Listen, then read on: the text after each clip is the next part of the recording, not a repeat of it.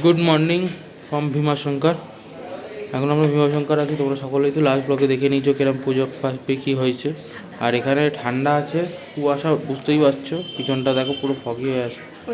আর ওইদিকে ফগ ওইদিক থেকে আসছে, আর এদিকে আমার নবু প্যাকআপ হয়ে গেছে, চেনটা লুপ করার ছিল, চেন লুপ করে নিয়েছি।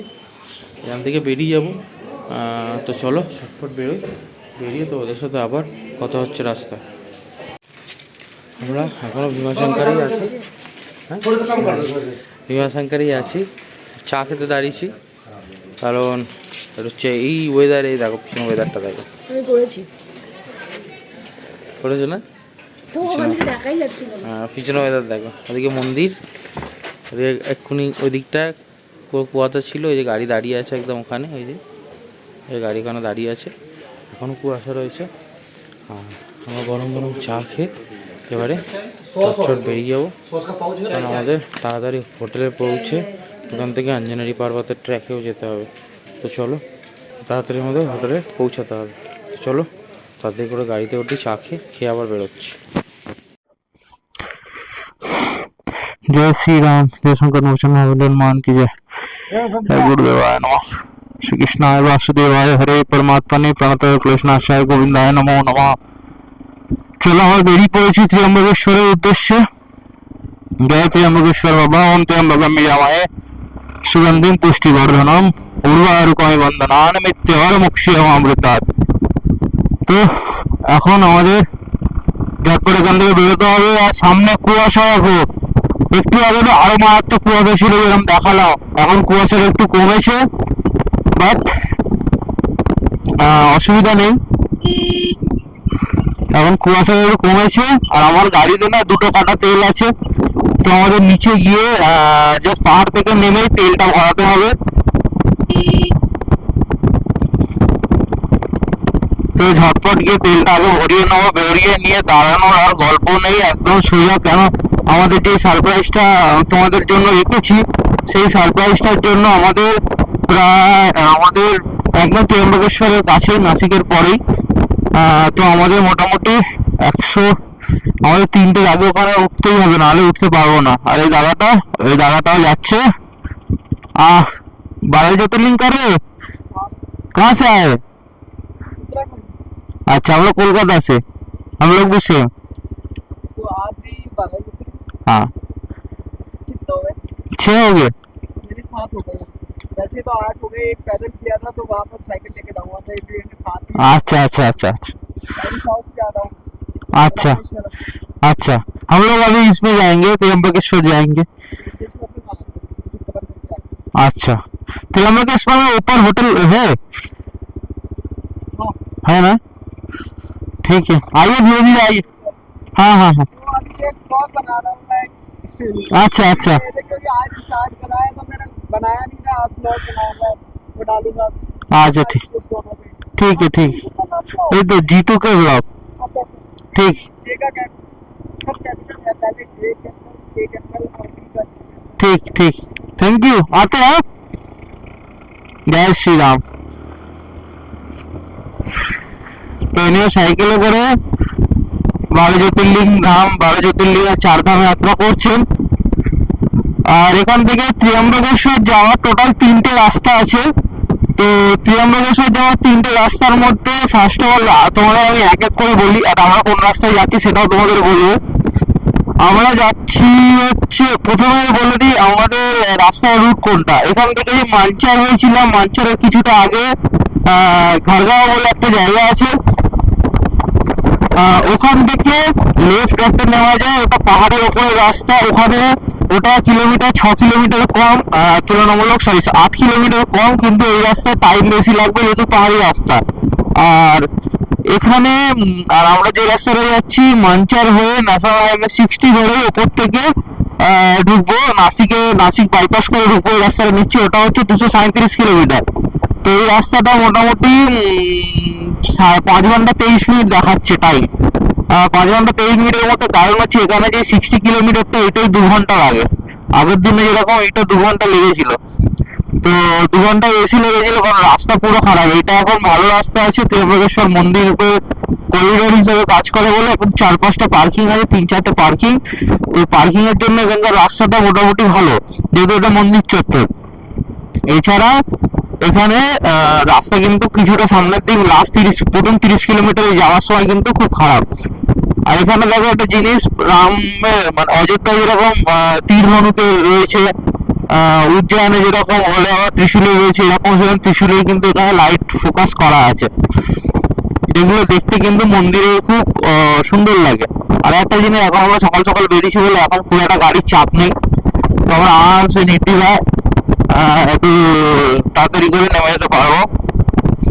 তোমার দৃশ্যটা দেখো, মানে মেঘটা লেভেলটা রয়েছে ওই লেভেলের মধ্যখানে, তার নিচে যেহেতু তোমার মেঘ নেই সেহেতু ওই দিকটায় তোমার আবার পরিষ্কার, নিচটা পুরো পরিষ্কার হয়ে আছে, ওপরটা মেঘলা করে আছে, মানে কুয়াশা আসছে প্রচন্ড। এরপর আমরা লান্ডেবাড়ি হয়ে মানচার ক্রস করে আমরা ন্যাশনাল হাইওয়ে 60তে উঠে গেলাম। এই ন্যাশনাল হাইওয়ে 60 এখান থেকে টানা, যদি বলতে চাও আমরা ইন্দোর কিন্তু ঢুকছি না, এখান থেকে সাংমানির বলে একটা জায়গা আছে, ওখান থেকে আমরা সোজা সিনার হয়ে নাসিক ঢুকবো এবং সেখান থেকেই আমাদের গন্তব্যস্থল তোমরা সকলেই তো শুনলে, ত্র্যম্বকেশ্বর। তো দেখতে দেখতে আমরা সিন্নার পৌঁছে গেলাম। এই সিন্নার শহরে তো আমরা ঢুকবো না, বাট শহরের পাশ থেকে এই দিকের এরকম পাহাড় পর্বত এরিয়ে আমাদের নাসিকের দিকে পৌঁছাতে হবে। আর এই সিন্নারটাকে যদি তোমরা বলতে চাও, নাসিকে যাওয়া সাংমানির আর নাসিকের মধ্যেখানে এই সিন্নারটা পড়ে। তো এখানে আমরা যেহেতু তোমাদের বললাম এই পাহাড়ি এরিয়াটা আমাদের ক্রস করতে হবে, কারণ আমাদের সকাল থেকে এখনও ব্রেকফাস্টও করা হয়নি। তো সকালে আমরা ব্রেকফাস্টটাও সেরে নেবো তাড়াতাড়ি। তো চলো তাড়াতাড়ি আমরা পাহাড়টাকে ক্রস করে নিই। এখন ঘড়িতে 11টা 10, আর আমরা নাসিক থেকে 30-35 কিলোমিটার মতো দূর, আর ডেস্টিনেশন থেকে 65 কিলোমিটার দূর। আর এখানে ঠান্ডা আছে, বাট রাত্রের দিকে ঠান্ডা পড়ে, ভোরবেলার দিকে, দিনের বেলা আবার রোদের জন্য কিন্তু অতটা ঠান্ডা পড়ে না।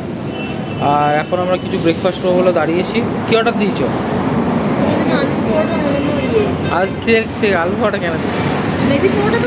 হ্যাঁ না ঠিক আছে, আলুর পরোটা কী দিয়ে খাবো? আর তোমার ধোসা? ঠিক আছে, তো ব্রেকফাস্ট চলে এসছে, মানে অর্ডার হয়ে গেছে, চলে আসবে। কতক্ষণ লাগবে?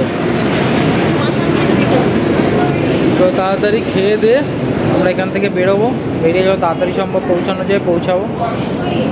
চলো খেয়ে দিয়ে নিই, যেতে যেতে তোমার নেক্সট প্ল্যানে কথা হচ্ছে। টাটা। আমাদের ব্রেকফাস্ট চলে এসছে, আমার আলু পরোটা আর এক ধোসা। কি হয়েছে ধোসা সম্বন্ধে কি বলছো? ধোসা খেয়ে কি আমার মানে হজম হচ্ছে না, আর আমি আর খাবো না ধোসা। পেট ধুসে গেছে, ধসে গেছে, জিভ ধসে গেছে। এখানে কিছু পাওয়া যায় না তেমন ভালো কিছু। ধোসা আলু পরোটা, চলো চটচট খাই, খেয়ে বেরোই।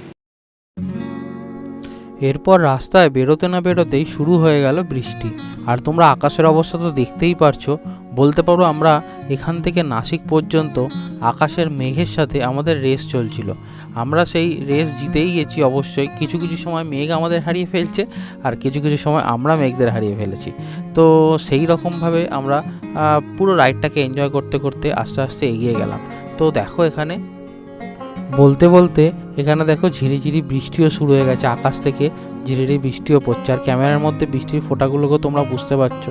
আমি অনেক মোছার চেষ্টা করেছিলাম, কিন্তু ওরকম করে তো হয় না, মোবাইলের মধ্যে আমি ব্লগ করছি, দেখো হাওয়ার মধ্যে। দেখো এখানে দেখছো আমরা বৃষ্টির সাথে রেস করছি, এখান থেকে তাড়াতাড়ি ক্রস করে গেলে বৃষ্টিটা আমাদের ফেস করতে হবে না।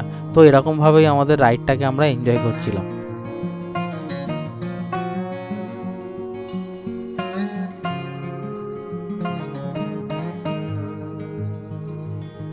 মেঘটাকে কিছুক্ষণ বাদ ক্রস না করতেই বৃষ্টিটা আমাদের সামনে থেকে উধাও হয়ে গেল। তো আমরা সেই রকমই স্পিড কন্ট্রোল করে আমরা সামনের দিকে এগোতে থাকলাম, কারণ আমাদের নাসিক পৌঁছাতে হবে। আর তোমরা যেহেতু দেখছো বৃষ্টি, তো সেই জন্য আমাদের একটু টেনশনও হয়ে যাচ্ছে, কারণ তোমাদের যে সারপ্রাইজটা দেওয়ার কথা বা যেখানে আমাদের যাওয়ার কথা, সেটা বৃষ্টি হলে আমাদের পক্ষে একটুখানি প্রবলেমেটিক হওয়ার ছিল, বাট হয়েছে, সেটা তোমরা দেখতেই পাবে আস্তে আস্তে। তো চলো দেখো আস্তে আস্তে রাইডটার এনজয় নাও। এইভাবে কিছুক্ষণ মেঘ ও প্রকৃতির সাথে খেলা করতে করতে আমরা নাসিকের দিকে ঢুকে গেলাম। তো এখানে বলতে পারো নাসিক একদম প্রপার আমরা শহরের ভেতর থেকে তো ঢুকবো না, পাশের যেই বাইপাসটা ছিল আমরা সেটা থেকেই ঢুকেছি। আর এখানে আমাদের যখন আমরা ব্রেকফাস্ট করছিলাম 2-3টে দাদার সাথে দেখা হয়েছিল, তারা আমাদের একটা জিনিস বলেছিল, সেটা হচ্ছে নাসিকের নাকি সাম্বাল পাও না একটা কী হয়, তো ওদের খাবার ওখানকার, ঠিক আছে। তো ওইটা আমাদের বলেছিল মিসেল পাও খাওয়ার কথা বলেছিল, যে নাসিকের ভেতরে মিসেল পাও খুব ফেমাস, তো তোমরা যাচ্ছ যখন একবার খেয়ে আসে টেস্ট করতে পারো। কিন্তু তোমাদের বললাম যে আমাদের এরকম টাইমের খুব প্যাকড আপ, তো ওই জন্য আমরা যাচ্ছি না মিসেল পাও খেতে। তো তবু ত্র্যম্বকেশ্বরের ওখানে যদি সেরকম কিছু পাই তো অবশ্যই ট্রাই করব আর তোমাদের জানাবো কেমন কি খেতে। কারণ এর আগে তো দেখো আমি বাড়া পাও এই টাইপের ট্রাই করে তোমাদের তো ভিডিওর মধ্যে দেখিয়েছি এখানকার কেমন। আর এখানে দেখো কিছুক্ষণ চালানোর পরে নাসিকের ভেতরে ঝিরিঝিরি বৃষ্টি শুরু হয়ে গেছে, তো সেই সমস্ত নিয়েই আমাদের যাওয়া হচ্ছে। আর এখান থেকে সোজা আবার নাসিকের শহরটা ঢুকছে, কিন্তু আমরা ডান দিক নিয়েছি কারণ আমাদের সোজা যেতে হবে যেহেতু ত্র্যম্বকেশ্বরের দিকে।